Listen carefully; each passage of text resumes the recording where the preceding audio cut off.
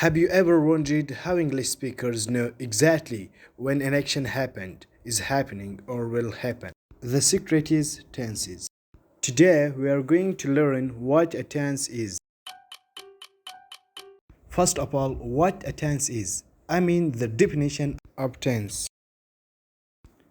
The word tense has taken from Latin tempus, which means time, age, or period, or the time of an action which is indicated by a verb is called tense. And now, tense is divided into three main branches, and each branch has four parts.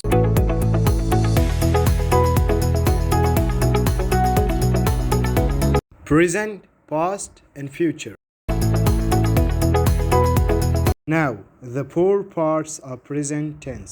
Simple present tense, present continuous tense, present perfect tense, present perfect continuous tense.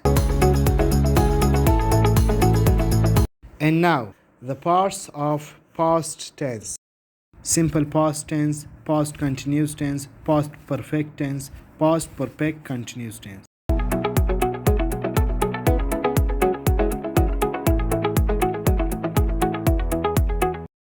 And the last one is future. Simple future tense, future continuous tense, future perfect tense, future perfect continuous tense.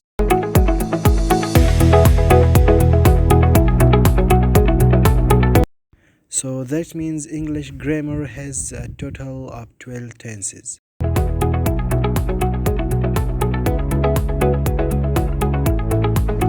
This is the foundation of English grammar.